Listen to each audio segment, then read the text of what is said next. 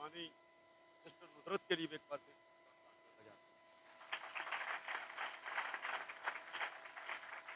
ये थोड़ी है जोरदार।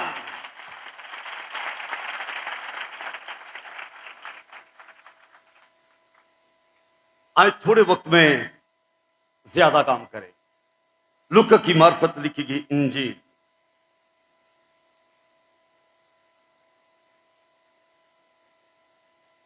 दूसरा बाब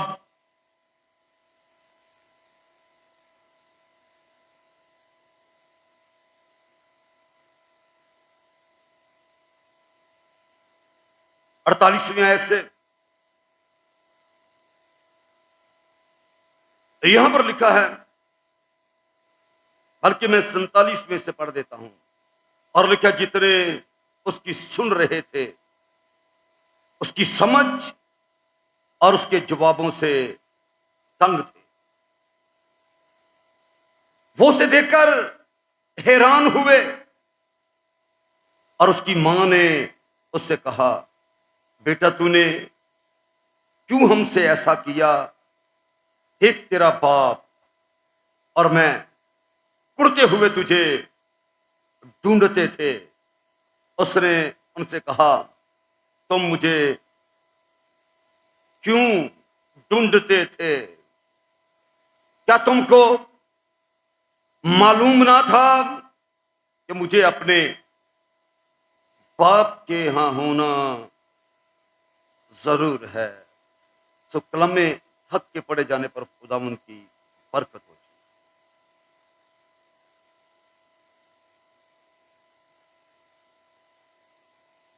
12 बरस की उम्र में मसीह के पास जो बाप की पहचान है उसको अपने के सामने रखा गया है। और बाप की पहचान यह है कि तुम मुझे क्यों ढूंढते थे? क्या तुमको मालूम ना था मुझे अपने बाप के यहां होना क्या है जी? जरूर। बाप के यहां होना, बाप का घर जो शफकत का घर है, सलामती का घर है, खुशी का घर है, मुझे अपने बाप के यहां होना क्या था जी? जरूर है। बाप के यहां होना। याद रखिए, इस तरह के जुमले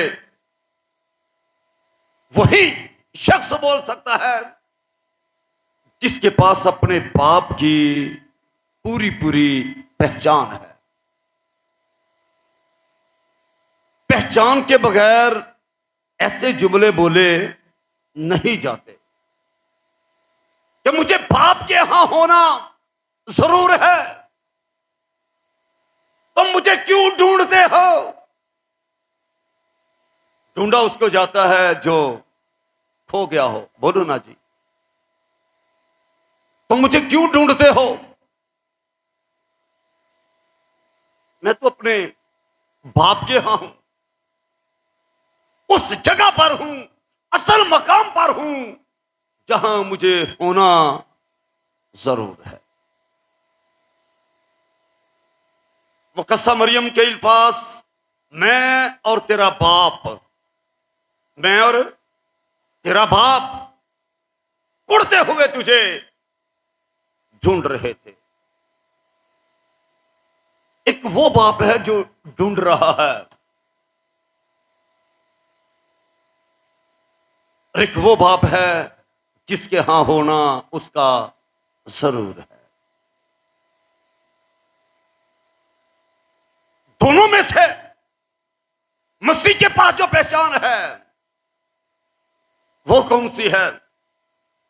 कि मुझे अपने बाप के यहां होना क्या है जी? जरूर है।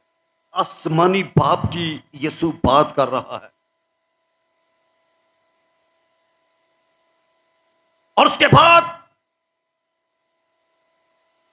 ये बात करते हुए किसको बताया जा रहा है? वो जमीनी बाप है जी। किसके बारे में बताया जा रहा है? वो आसमानी बाप है। मैंने फादर्स डे के इस खूबसूरत मौका पर इसलिए यीशु का जिक्र किया है क्योंकि यीशु का जो वास्ता है वो आसमानी बाप से भी है और जमीनी बाप से भी है।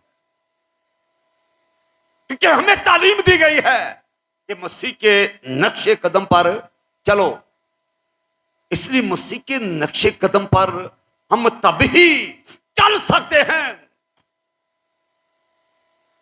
जब हम उसके तौर तरीके को, उसकी पहचान को, उसकी समझ को जानेंगे।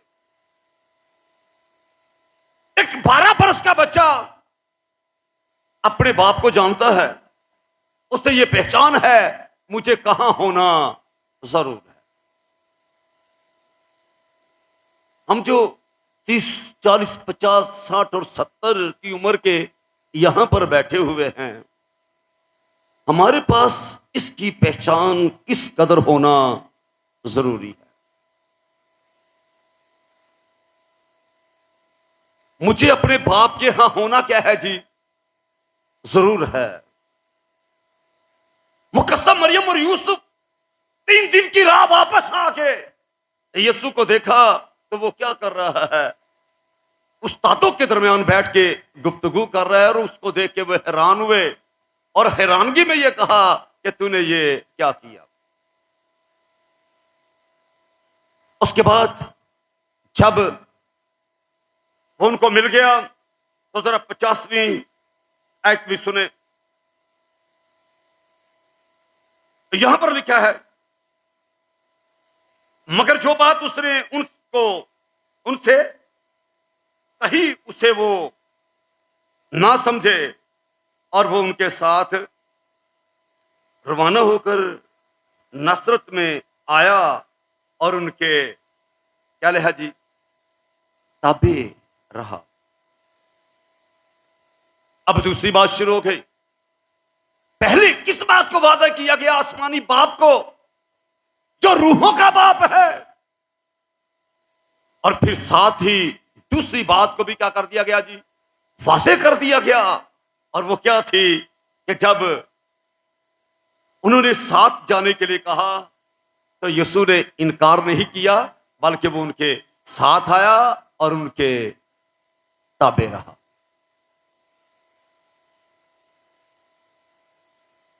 यानी जहां पर आसमानी बाप की ताबेदारी जरूरी है, वहां पर जमीनी बाप की ताबेदारी भी क्या है जी?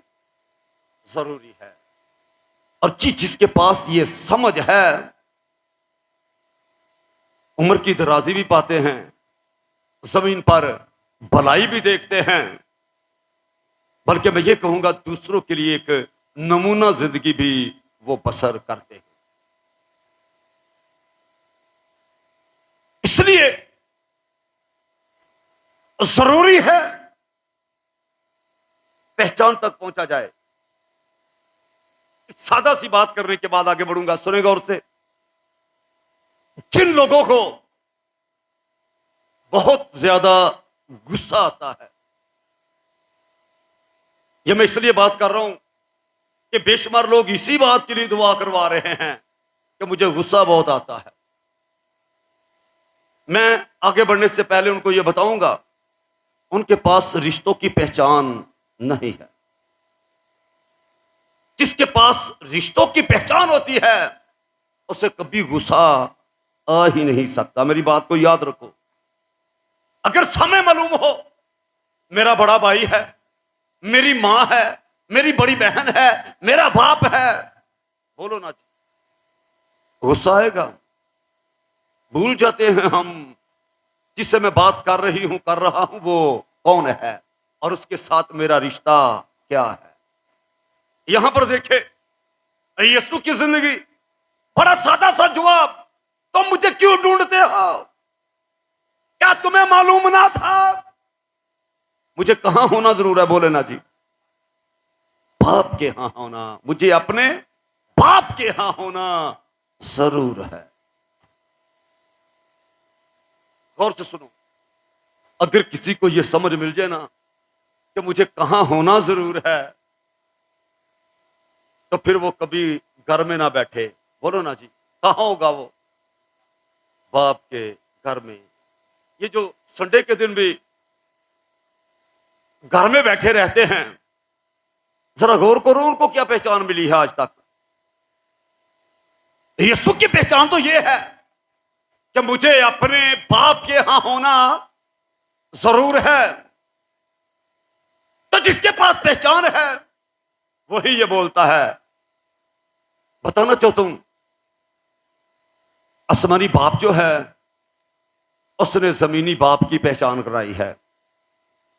अब जमीनी बाप का फर्ज बनता है कि वो उसे अपने आसमानी बाप की क्या करे जी, पहचान कराए। ये जिम्मेदारी है।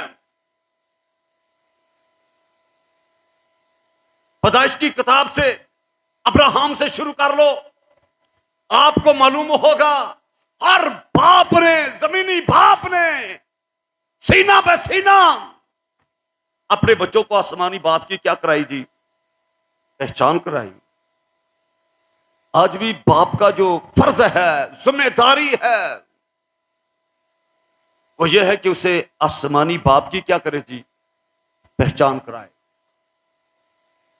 अगर आपकी औलाद, आपकी नस्ल आसमानी बाप को पहचान गए ना, तो फिर यूं समझ लो कि वो जमीनी बाप को भी क्या करेंगे जी, पहचान ले, उसकी पहचान तक भी पहुंच जाएंगे।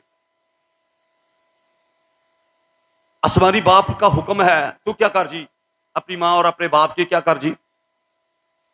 उसी ने, जिसने जमीनी बाप बनाया, उसी ने हुक्म भी दिया, अब इसकी क्या कर जी, तू इसकी इज्जत कर।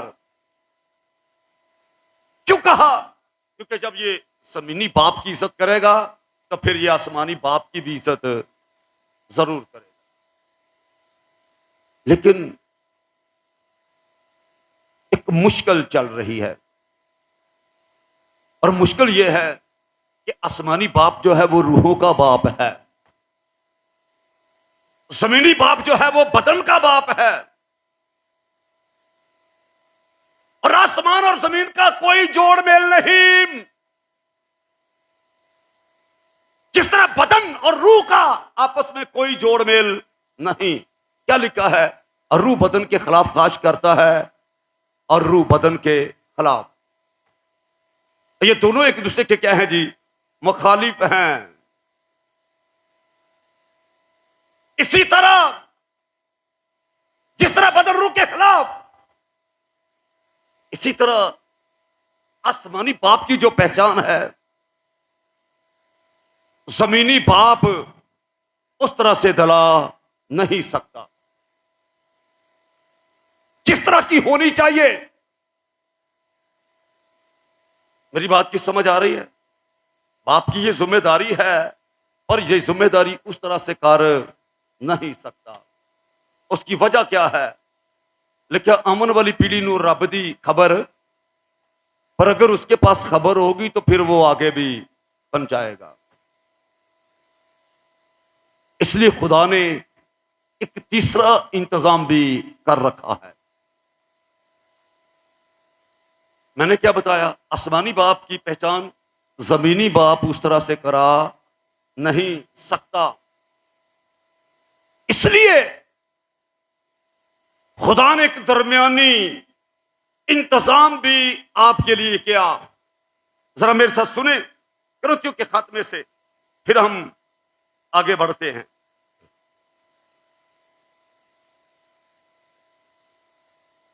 पौलुस रसूल का यह खत कुरिन्थियों के नाम, पहला खत, चौथा बाब, 14वीं आयत से। यहां पर लिखा, मैं तुम्हें शर्मिंदा करने के लिए ये बातें नहीं लिखता, बल्कि अपने, आगे क्या लिखे जी, प्यारे फर्जंद जानकर तुमको नसीहत करता हूं। क्योंकि अगर मसीह में तुम्हारे उस्ताद 10,000 भी होते तो भी तुम्हारे बाप बहुत से नहीं, इसलिए कि मैं ही इन इंजील के वसीला से मसीह यीशु में तुम्हारा बाप बना। अब एक तीसरे बाप का भी यहां पर जिक्र हमने पढ़ लिया। एक आसमानी बाप है, एक क्या है जी, जमीनी बाप है। मैंने बताया जिस तरह आसमान जमीन के साथ मिल नहीं सकती, इस तरह रूहानी जिस्मानी के साथ कभी इकट्ठा नहीं रह सकता। रूह और बदन को मिलाने वाली तीसरी चीज है और वह है जान। इस तरह आसमानी बाप और जमीनी बाप की पहचान कराने वाला एक तीसरा इंसान है, और उसके बारे में क्या है, वो इंजील के वसीला से हमारा क्या ठहरा जी, बाप। यानी वो हमारा रूहानी बाप है जिसके वसीला से जमीनी और आसमानी दोनों की क्या मिलती है, पहचान मिलती है। आमीन जी। और वो कौन है, वो है खुदा का खादम।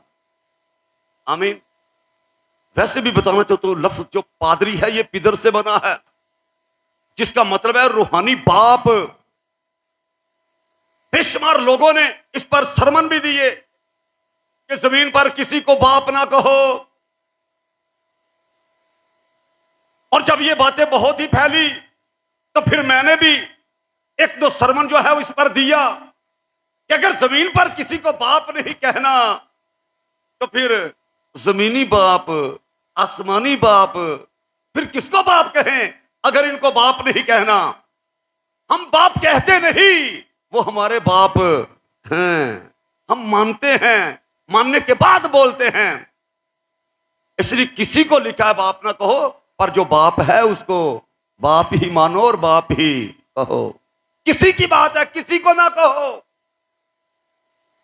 बोलो ना जी, जो बाप है, दुनिया तो आप में से सारे जितने शादीशुदा हैं, औलाद वाले हैं, आप बाप हैं। बोलो ना जी, क्या सब आपको बाप बोलते हैं? बोलो ना, सब नहीं बोलते। और जो आपकी औलाद है वो आपको क्या कहती है, बाप कहती है।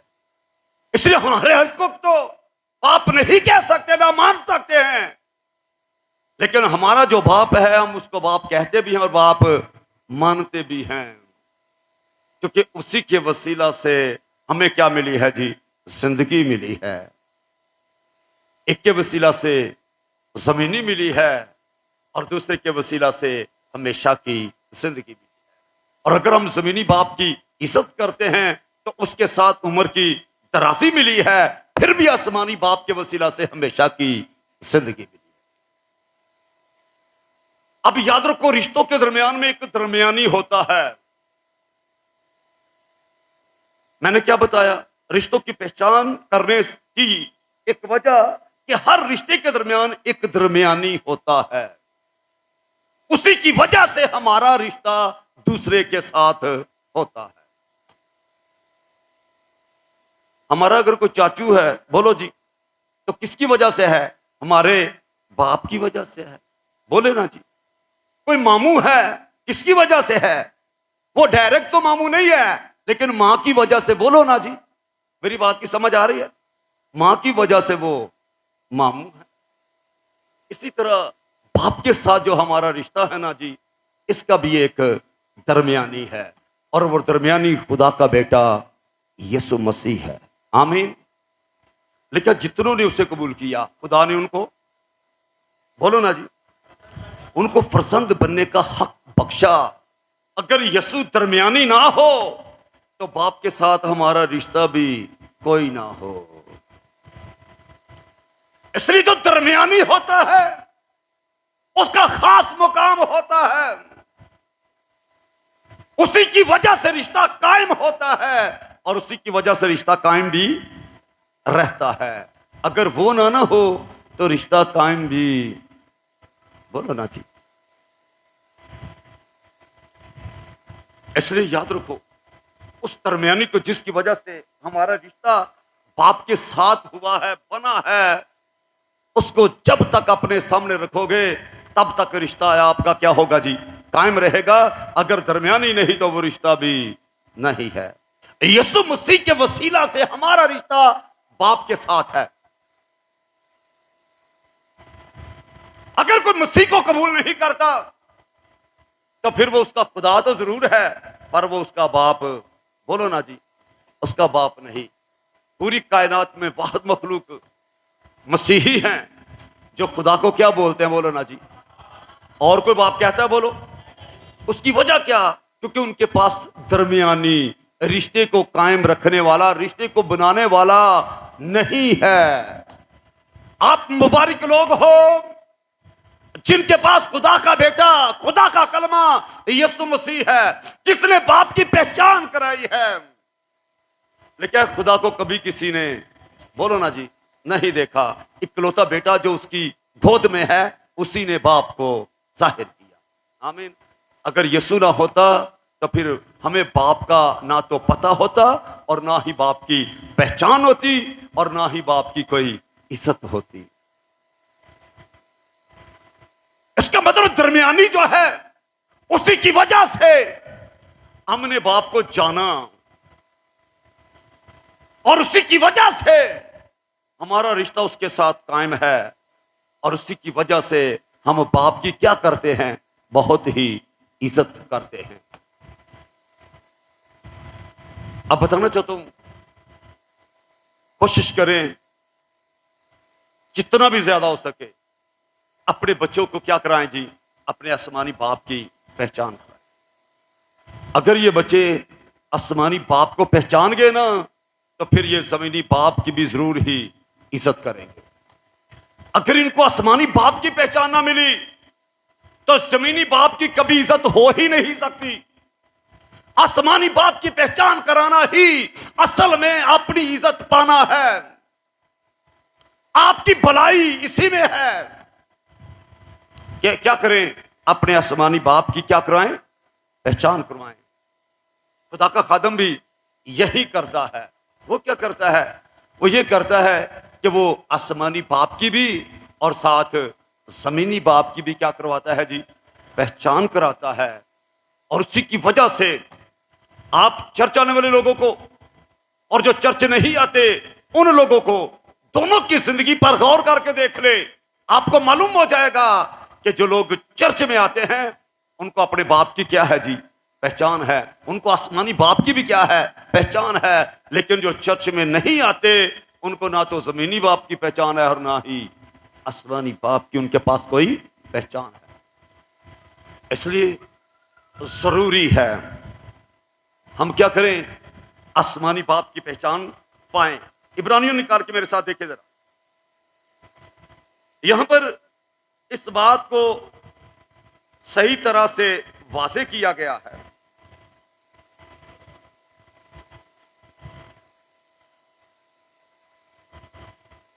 इब्रानियों 12वां बाब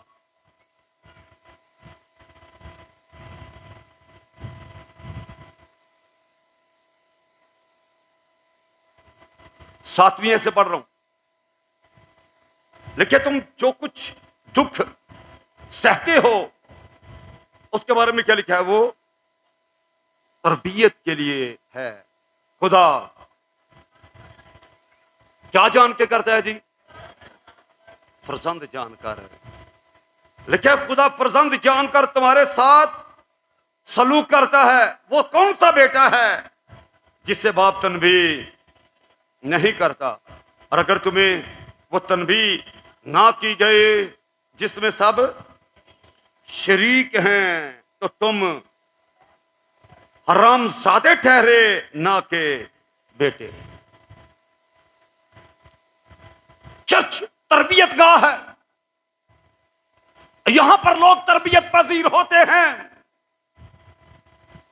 अगर कोई चर्च में नहीं आता तो इसका मतलब है कि रूहानी नशोनुमा नहीं हो रही, रूहानी तरबियत नहीं हो रही। तो अगर तरबियत नहीं हो रही तो क्या है जी? तुम बेटे नहीं, फरजंद नहीं। क्या लिखा है? हराम ज़ादे ठहरे। क्यों? क्योंकि हराम ज़ादे की कोई तरबियत नहीं करता। ना ही उसको मालूम है कि मेरा बाप कौन है, और ना ही किसी बाप को यह मालूम है कि यह मेरा बेटा है। हरामजादे की तरबियत कोई नहीं करता। अगर हमारी तरबियत होती है तो ये जान रखो, इसलिए होती है कि हम वाकई ही खुदा के फर्जंद हैं। आमीन। हमें मालूम है हम खुदा के फर्जंद हैं और खुदा को यह मालूम है कि ये मेरे बेटे और बेटियां हैं। आमीन। मैंने कहा मुबारक है वो जिसकी तरबियत होती है, जिसको तनबीह की जाती है, इसलिए कि उसका रिश्ता है और वो रिश्ता किसके साथ है? अपने आसमानी बाप के साथ है। इस रिश्ते को बाप भी जानता है और इस रिश्ते को बेटा भी जानता है। पर पहचान कैसे मिली? पहचान हमें मिली खुदा के बेटे यीशु से, जिसने ये वाजे किया कि मुझे अपने बाप के यहां होना जरूर है। आमीन। जिसको ये मालूम है बाप के यहां होना जरूर है, उसको ये भी मालूम है कि फिर मेरी तरबियत भी होना जरूर है। आमीन। और जिसकी तरबियत की जाती है वो फर्जंद है, जो बगैर तरबियत के छोड़ा जाता है वो हरामजादा है, वो फर्जंद नहीं है। इसलिए यहां पर लिखा है तुम हरामजादे ठहरे ना के बेटे, अलावा इसके, जब हमारे आगे का लफ्ज है जी जिस्मानी बाप, जो मैंने पहले इस्तेमाल किया, एक जिस्मानी है, एक आसमानी है और एक दोनों के दरमियान है, और वो क्या है? वो रूहानी है। आमीन। जो आसमानी और जमीनी दोनों को जोड़ के रखता है और दोनों की वो पहचान कराता है। अलावा इसके, जब हमारे, दोबारा बोले, जिस्मानी बाप हमें क्या करते हैं जी? तनबीह करते थे और हम उनकी ताजीम करते रहे। तो क्या रूहों के बाप की इससे ज्यादा ताबेदारी ना करें जिससे हम जिंदा, वो तो थोड़े दिनों के वास्ते अपनी समझ के मुआफिक तनबीह करते थे, मगर ये हमारे फायदा के लिए करता है ताकि हम भी उसकी पाकीज़गी में शामिल हो जाएं। और रूहों का बाप, जिस्मानी बाप, जिस्मानी से मुराद जिस्म का बाप, जिससे हमने जिस्म लिया वो जिस्मानी बाप है, और जिससे हमने रूह को लिया वो आसमानी बाप है, और जिससे हम रूह की खुराक को लेते हैं वो क्या हो गया जी? रूहानी बाप हो गया। अब बताना चाहता हूं कि तीनों की इज्जत क्या है जी? बोलो ना। लाजम है। बाप जन्म देता है और रूहानी बाप क्या करता है? आसमानी बाप की पहचान देता है। यहां पर लिखा वो तो अपनी समझ के मुताबिक, जमीनी बाप जितनी जितनी किसी के पास समझ हुई उतनी उतनी उसने जमीन पर अपने बच्चों की तरबियत कर दी, लेकिन आसमानी बाप की पहचान वो उस तरह से करा नहीं सकता। इसलिए फादर्स डे पर आपके लिए जो पैगाम है वो सिर्फ यही है कि हमें सबसे पहले पहचान तक पहुंचना है। आमीन। जिस तरह मसीह पहचान तक पहुंचा, हमें पहचान तक पहुंचना है। जब आप किसी को सही तरह से पहचानते हैं तो फिर ही उस एतबार से आप उसकी इज्जत करना भी शुरू करते हैं। आमीन। अब मैं बताना चाहता हूं, मुशर्रफ के बारे में लिखा है, जब उसे, बोलो ना जी, होश आया तो उसने क्या कहा कि मैं अपने बाप के पास जाऊंगा। होश आने के बाद भी बाप ही के पास जाना है, तो बंदा होश ही में रह के बाप के पास रहे तो क्या ही खूबसूरत जिंदगी है। आमीन। सब कुछ बर्बाद करने के बाद लिखा जब उसे होश आया, इसका मतलब है कि बाप के घर से दूर रह के बंदा बेहोशी की हालत में है, उसको होश नहीं है। जब उसे होश आया तो मैं क्या करूंगा? क्या कहता है? मैं क्या करूंगा? बोलो ना जी। अपने मामू के पास चला जाऊंगा, लाबन के पास चला बोलो, मैं किसी और रिश्तेदार के पास चला जाऊंगा। एक ही बात ज़हन में आई, मैं क्या करूंगा? मैं अपने बाप के पास जाऊंगा। क्यों? क्योंकि इससे मालूम है बाप मुझे वापस नहीं भेजेगा। और जब मुशर्रफ वापस आया तो क्या बाप ने उसे कहा निकल जा? बोलो ना जी। वो इंतजार में था कि कब मेरा बेटा वापस आए और मैं उसे चूमू से गले से लगाऊं। सब कुछ बर्बाद करने के बावजूद बाप ने उसे वही हक दिया जो फर्जंद का होता है। आमीन। बाप की मोहब्बत का कोई जवाब नहीं है, याद रखो मेरी बात को। ऐसी बेशुमार बातें, जैसे आप देखें याकूब की यूसुफ के साथ जो मोहब्बत थी, उसके बगैर रो रो के अंधा हो गया। इस तरह की मोहब्बत जो है वो बाप के अंदर है, जो जिस्मानी बाप है, जो अपनी समझ के मुताबिक तरबियत करता है, जिसके बारे में यीशु ने कहा तुम बुरे हो के अपने बच्चों को अच्छी चीजें देना जानते हो। बाप के बारे में बुरा भी हो, मुझे ये कहना अच्छा नहीं लगता, लेकिन ऐसे बाप यहां पर मौजूद हैं। बुरे हो के बाप बुरा भी हो अपने बच्चों के लिए बुरा, बोलो ना जी, है बुरा पर बच्चों के लिए अच्छी चीजें। तुम बुरे हो कि अपने बच्चों को अच्छी चीजें देना जानते हो, तो तुम्हारा आसमानी बाप तुम्हारे मांगने पर तुम्हें अच्छी चीजें क्यों ना देगा। आमीन। इसलिए याद रखो, जहां जहां आसमानी बाप का जिक्र है वहां जमीनी बाप का भी जिक्र है। इसलिए जरूरी है जमीन पर माँ बाप की इज्जत करोगे, भला भी होगा और उम्र की दराजी। और एक और बरकत सुनो, जब आप माँ बाप की इज्जत करेंगे, जमीन पर भला भी होगा, उम्र की दराजी भी होगी। आपको तो उम्र की दराजी मिलेगी, आपके माँ बाप को भी उम्र की दराजी मिल जाएगी, बोलो ना जी। जब उनको सुख चैन मिलेगा तो वो भी खुशी खुशी अपनी जिंदगी के अयाम में आगे बढ़ते जाएंगे। इसलिए अपने लिए भी और अपने वालिदैन के लिए भी भलाई का स्वभाव बने, आसमानी बाप की पहचान तक पहुंचे। यीशु की तरह इस सोच को पक्का कर लो कि मुझे अपने बाप के यहां होना जरूर है। आमीन। अगर बाप के यहां आना रहना सीख जाओगे तो फिर आपको मालूम होगा कि बाप का जो घर है वो खुशी वाला घर है। आमीन। बाप का जो घर है वो दुआ का घर है, बाप का जो घर है वो सलामती का घर है, बाप का जो घर है वो हमेशा की जिंदगी का घर है। आमीन। वहां पर किसी चीज की कमी नहीं। मेरे बाप के घर में तो नौकर भी, बोलो ना, अफराद के साथ रोटी खाते। तो जब ऐसा बाप हो तो फिर बाप को छोड़ना बेवकूफी है। जिस बाप के घर में नौकर भी अफराद से रोटी खाते हैं, ऐसे बाप को छोड़ना नादानी है।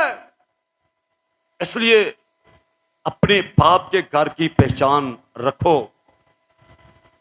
मुशर्रफ की जिंदगी आपके सामने है, सब कुछ बर्बाद करने के बाद भी हमें बाप ही के पास आना है, तो जरूर है कि बाप ही के पास रहो। आमीन। क्योंकि जो कुछ बाप का है, बोलो ना जी, वो सब आप ही का है। आमीन।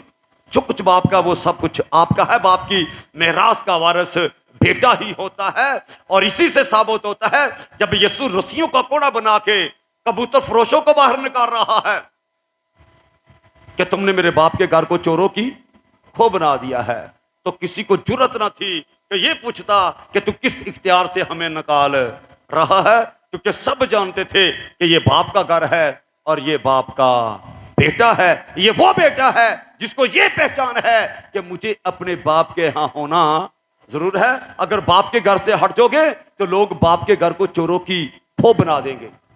इसके बाप के घर को कभी ना छोड़ो, बाप के साथ रहो। बाप का घर ही खुशी, सलामती और जिंदगी का घर है। होश आने के बाद भी बंदा यही सोचता है कि मैं क्या करूंगा। अब यीशु की बात पर और मुशर्रफ की बात पर जरा गौर करें। यीशु ने क्या कहा? 12 वर्ष की उम्र में यीशु ने यह कहा, तुम मुझे क्यों ढूंढते हो? क्या तुम्हें मालूम ना था मुझे अपने बाप के यहां होना? बाप के यहां होना जरूर है, लेकिन मुशर्रफ इस बात को ना समझा। वो बाप को छोड़ के चला गया आवारागर्दी करने के लिए।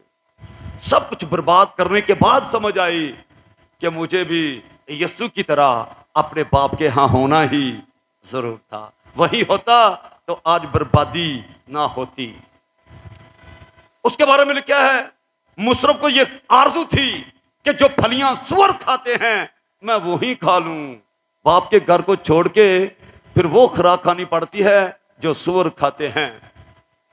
पर बाप के घर में नौकर भी अफराज से रोटी खाते हैं। आमीन। इसलिए बाप का घर जब खुशी का घर है, बाप की पहचान तक पहुंचो और बाप के साथ जुड़े रहो, रिश्ते को कायम रखो। आमीन। खुदावंद आपको बरकत दे।